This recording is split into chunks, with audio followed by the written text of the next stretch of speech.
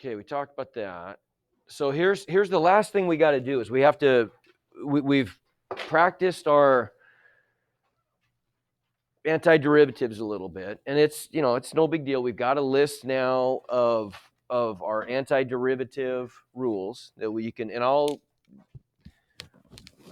you can use that on the test. It's fine. I don't mind. I mean, this stuff's coming kind of at the end, so you can even use your little sheet. But now let's look at solving a couple differential equations where we're not just going to put plus c at the end. We're not just going to get this general solution. They're giving us some specific information about our particular answer. Okay. Okay. So this has already happened once today.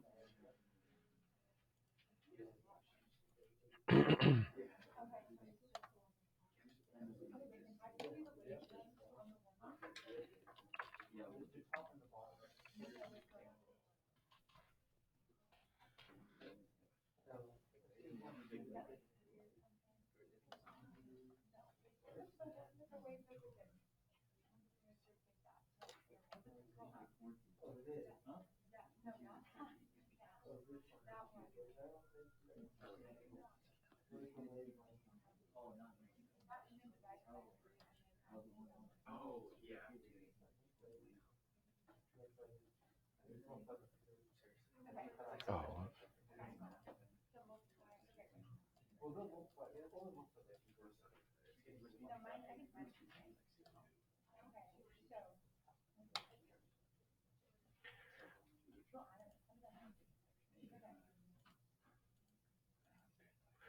Okay, so what about this one? This is what we call, we're given a particular condition. Sometimes in math we'll call this an initial condition.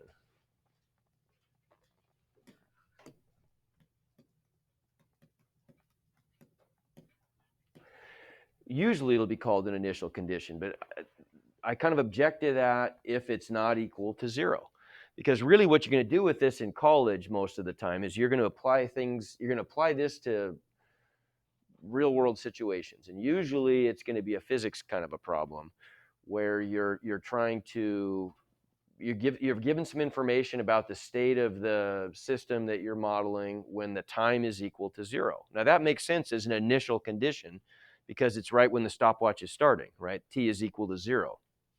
If the input variable is not equal to 0, and it's not here, look, it's equal to 1, then I really prefer to call it a particular condition because initial condition has a little bit more specific meaning. It's when you're plugging in 0 for the input variable. But either way, different books will treat it differently. It doesn't really matter. It's just vocabulary word. Either way, what are we going to do? Okay, well, it's a differential equation because it's got a derivative in it, right? So to solve a differential equation, what do we do?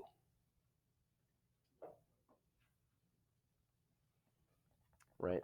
The solution to a differential equation is really just calculus jeopardy, right? We're trying to figure out what's the function we would differentiate to get that result. Okay, so what do we do?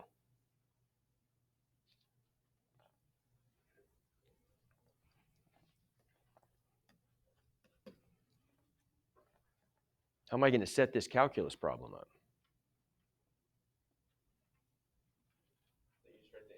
Yeah, just an integral, right? So we're going to do the antiderivative or the integral of this guy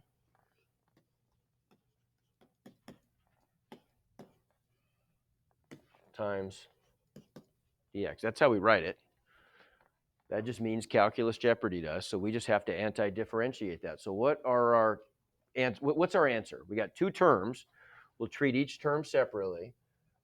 So what's the antiderivative of 2x? X squared, right? What's the antiderivative of negative 1? Negative x, right? So, and then what do we have to include? Plus c, okay?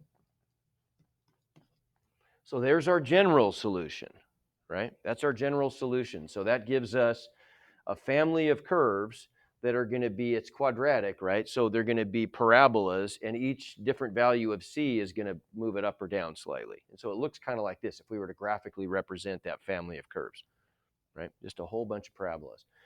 But they give us a particular condition. The particular condition is that the function has to go through the point 1, 1, okay? So that's our particular condition. When x equals 1, y equals 1. So how could I use that to solve for c?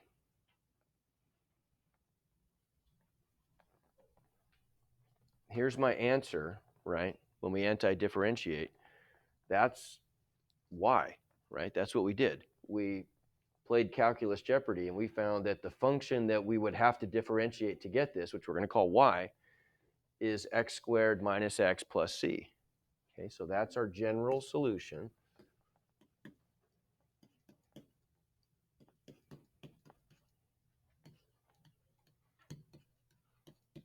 That's our general solution. We have the particular condition when x is 1, y is 1. So what do you think? Plug it in. Just plug those values in. Right, so I'm just plugging in 1 for x and 1 for y, and we get 1 equals 1 minus 1 plus c. So 1 equals 0 plus c, so what's c equal to? 1. We got it. That's our particular solution then. So that gives us y equals x squared minus x plus 1.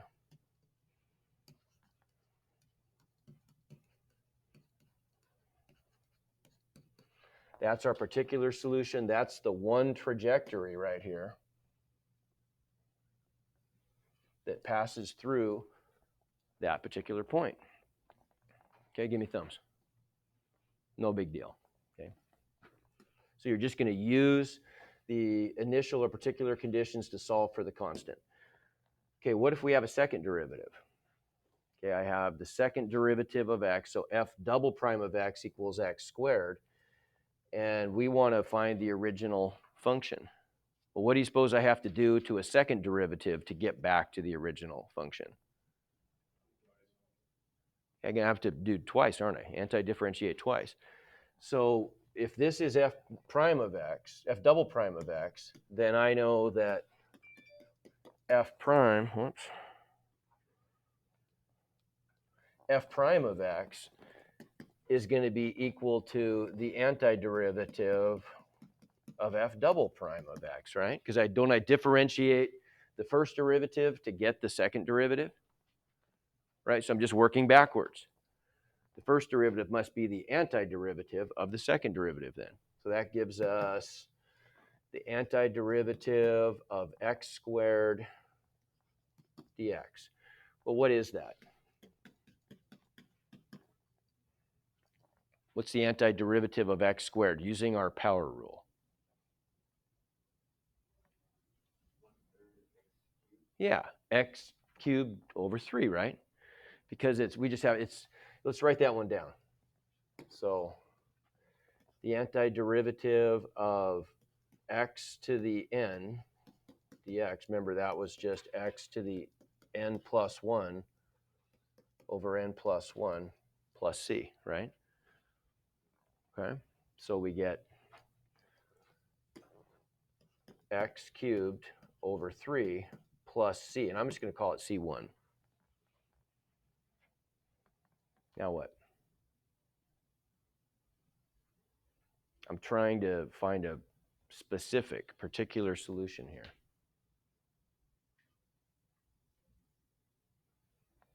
Look at my initial conditions up there. Do I know anything about the value of the derivative at 0? It's 8, right? So I know that f prime of 0 equals 8. Oops.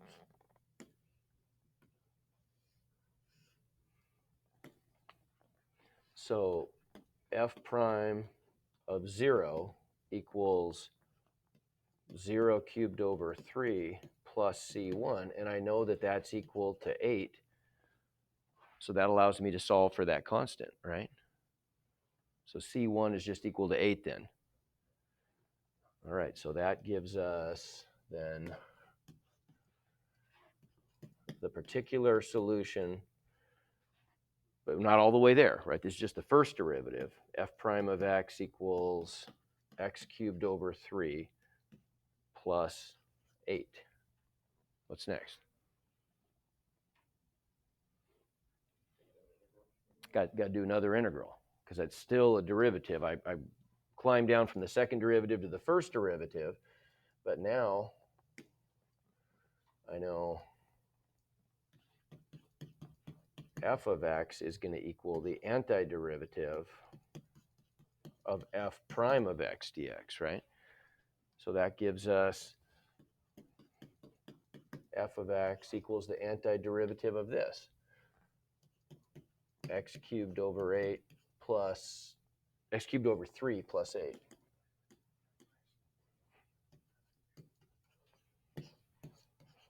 So there's the integral I get to solve for f of x. So again, we'll just do this term by term. So what's going to be the antiderivative of x cubed over 3? How am I going to deal with that one? What's the antiderivative of x cubed? X to the 4th over 4, right? Okay, so I've got my 1/3 times x to the 4th over 4. I'll just pull that 3 on the bottom. That's just a 1/3. I'll just constant I'll pull out front. Plus, what's the antiderivative of 8 dx? 8x. Okay, because the derivative of 8x is 8. Plus, we'll call it C2. I have to have another constant added there. So we get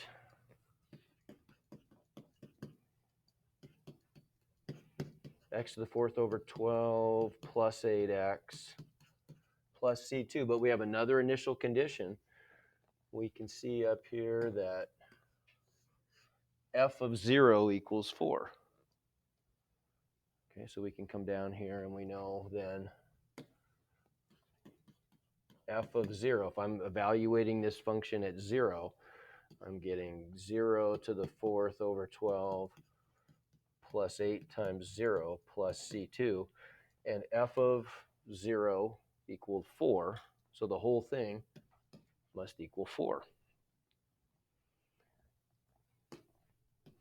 That term goes to 0, that term goes to 0, and so I just get C2 equals 4, which I can plug back into my general solution. Okay? And we end up with our final answer. F of x equals x to the 4th over 12 plus 8x plus 4. Okay, give me thumbs.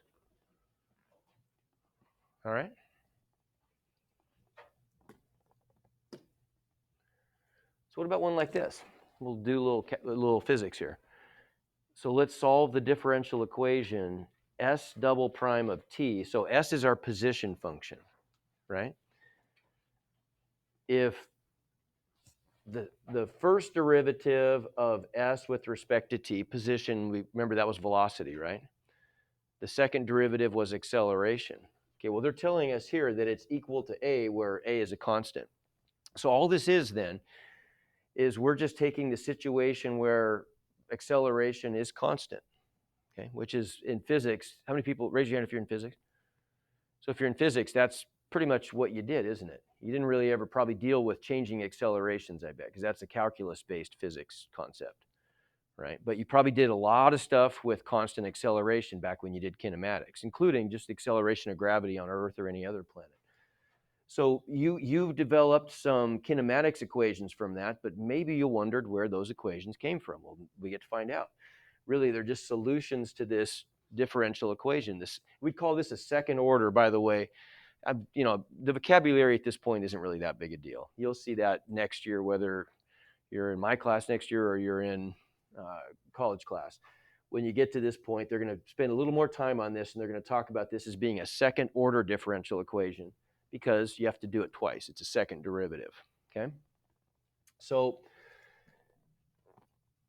if I want to calculate the velocity equation from this differential equation, velocity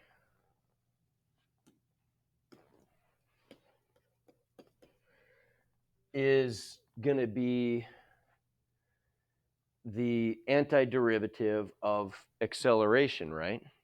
Because remember, let me just write this down on the right side of the board. We'll just kind of remind ourselves about this relationship here, right? If this is position is s of t, then remember that velocity equals, we'll call it v of t, equals s prime of t. And a lot of times we'll just call that s dot, right? Like we did before, okay? And acceleration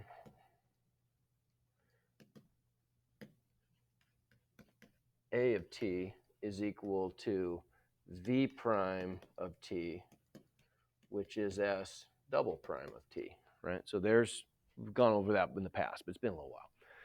So to get velocity, that's just going to be s prime of t. So we're going to have to undo one layer of derivatives with an antiderivative or an integral. So we're going to get the antiderivative or the integral of a dt, right? Remember our format for this. We've got the integral sign, and then we've got d, whatever the independent variable is, in this case dt, and sandwiched in between those is what we're playing calculus Jeopardy with. That's the integrand. So the derivative of what is the constant a? At, right?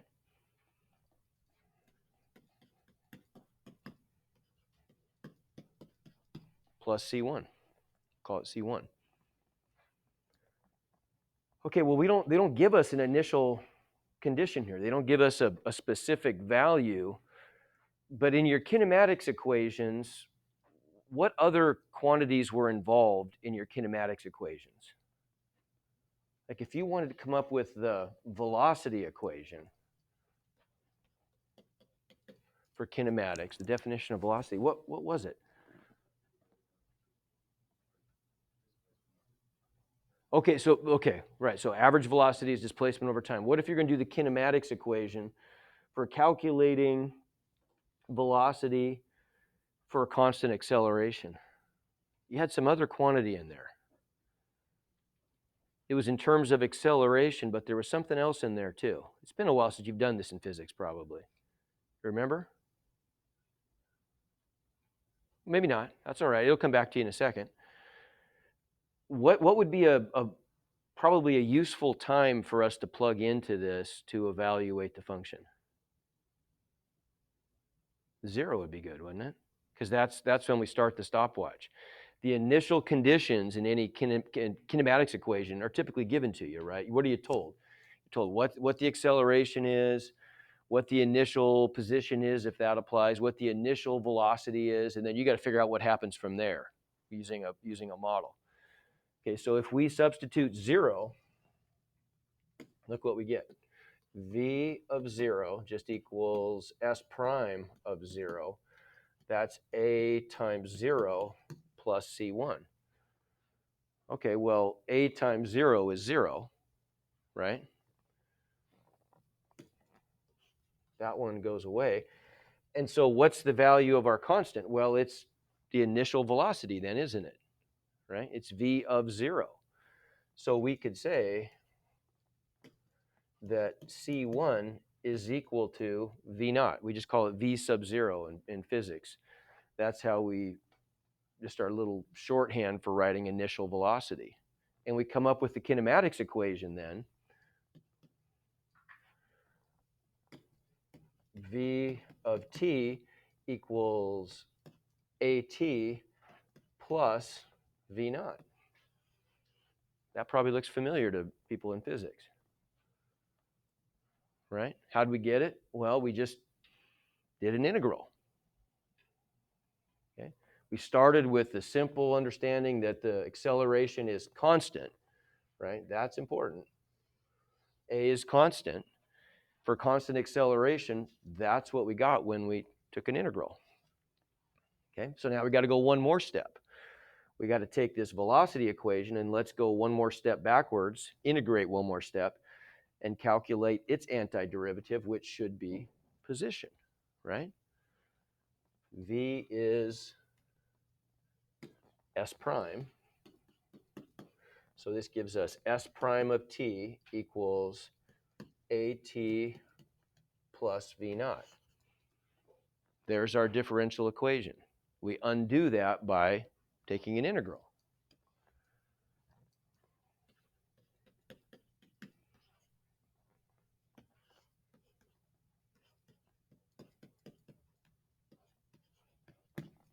Okay, give me thumbs. Does that make sense? Okay. Right? Because if we're how do we undo a S prime to get to the S? That's a differential equation. That's the same thing as saying ds dt, right? If we wanted to say it that way. I'm going to undo the derivative with an antiderivative. This is just calculus jeopardy. Here, let me add one more step to this. Let me add one more step here. So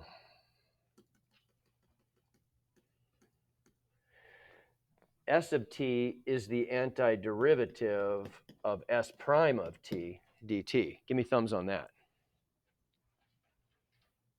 Okay, right? So that's the way we get to the function from its derivative is to undo the derivative, which is an antiderivative. Okay, and so that equals, then we know what S prime is. It's AT plus V naught. So we'll make that substitution. Accelerations times time plus the initial velocity. And now we can do that antiderivative. What's the antiderivative of this first term here? Of AT. A is a constant, so we can pull that out front. What's the antiderivative of t to the 1? T squared over 2. T to the 1 plus 1 over 1 plus 1, right? So we're getting A times t squared all over 2, right?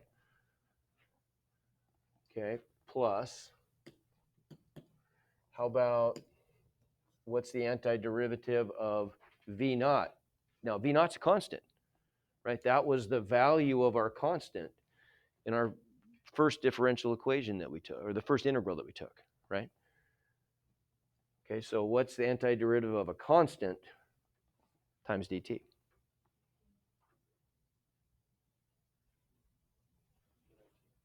Yeah, right. And our rule for that, remember, the antiderivative of a constant dx is just equal to cx plus, c is probably a bad, let me use a different, I'm going to use k. Kx plus some other constant, right? Where k is just some constant, okay? So that's giving us v naught t plus some other constant, call it c2. Okay, so there's our position function. But again, we're not given a specific value for s, but if we plug 0 in,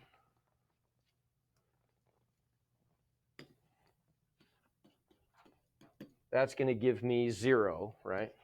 Plus 0 plus c2. So c2 is just equal to the initial position. That's how we can interpret that constant, its initial position. And we end up then with our final answer.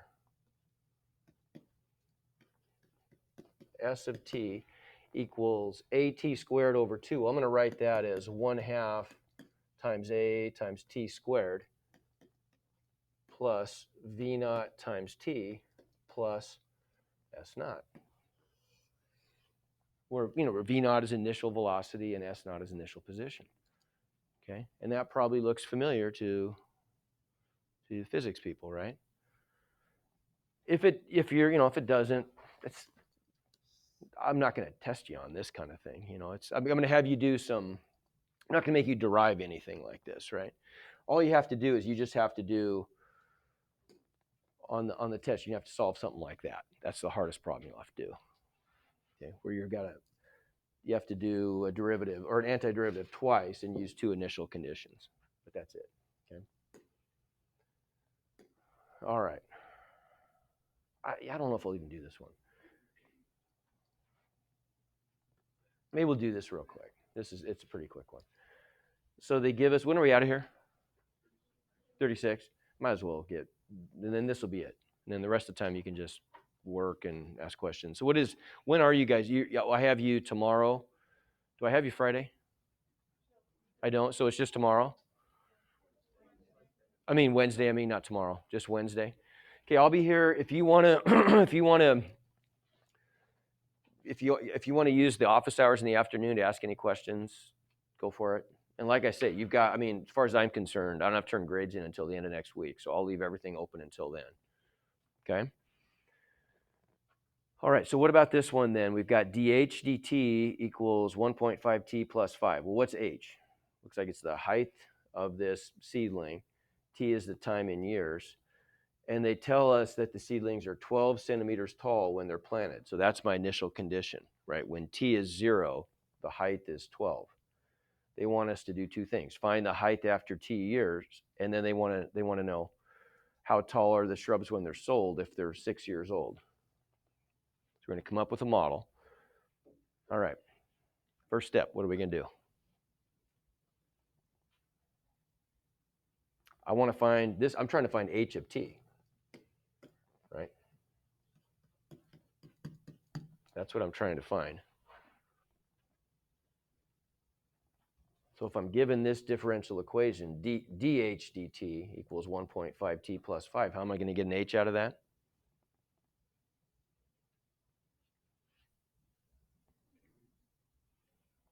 What am I going to do? Madeline, what am I going to do? To get h out of this? Yeah, take the antiderivative, right? How do I undo the derivative? So h is equal to the antiderivative of this.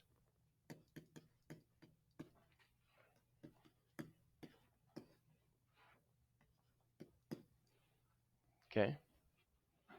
So what is the antiderivative of 1.5t? 1.5, I can just, so if I wrote this down more, here, let's rewrite this. So I'm going to write this, how about if I write it as two integrals? So I get the antiderivative of 1.5t dt plus the antiderivative of 5 dt. I don't have to do that. I can do that part just in my head. You know, I just know that that's the relationship. What would I do with this constant? Pull it out front, right? And now I've just got the antiderivative of t to the 1 dt. So that's a power rule issue, right? So we've got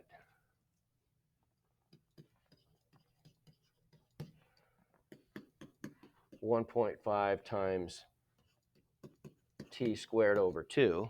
How about this one? What's the antiderivative of 5 dt?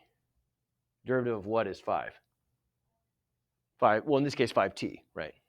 5x if we were using x's, plus some constant. Okay, so there's my answer. But they tell us that when t is 0, h is 12. So I can use that information, right? If I plug 0 in for t, this whole thing has to equal 12. So I just get 0 plus 0 plus c is 12. So c is 12. Okay, so our solution then, 1.5 times t squared over 2. So 1.5 over 2 is what, 0.75? 0.75 t squared plus 5t plus 12. There's my model.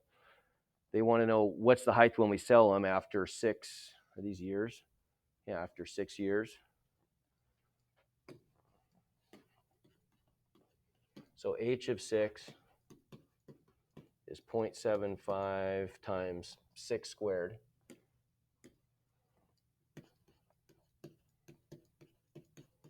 Plus 5 times 6 plus 12, whatever that is. 1/4 of 36, so that's 9, or 3/4 of 36, 27. Plus 30 is 57. Plus 12 is, what, 69? Okay, make sense? Okay.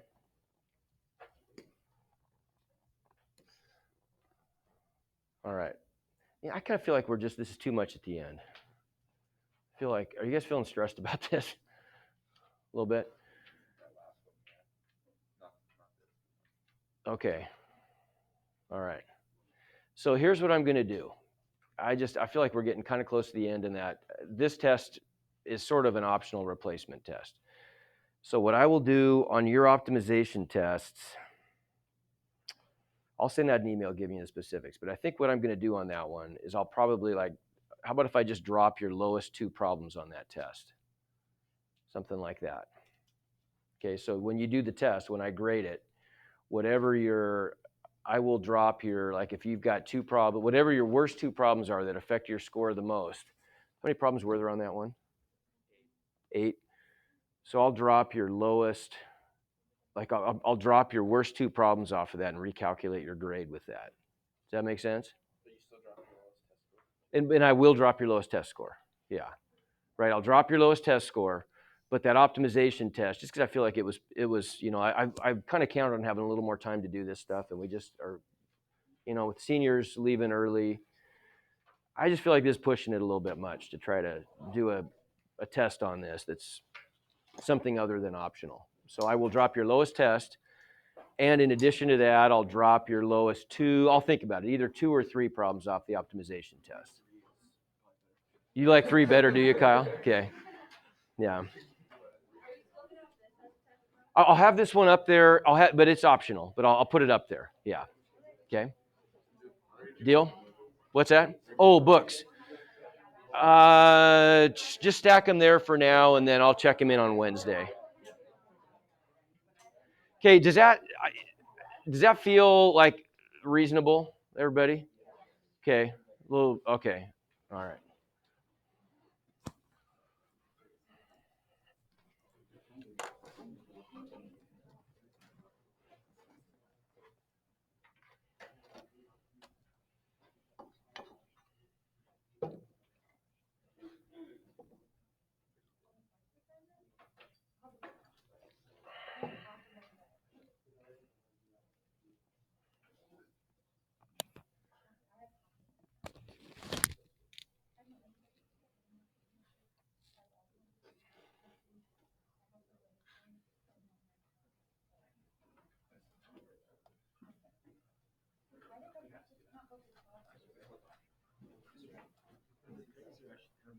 Yeah.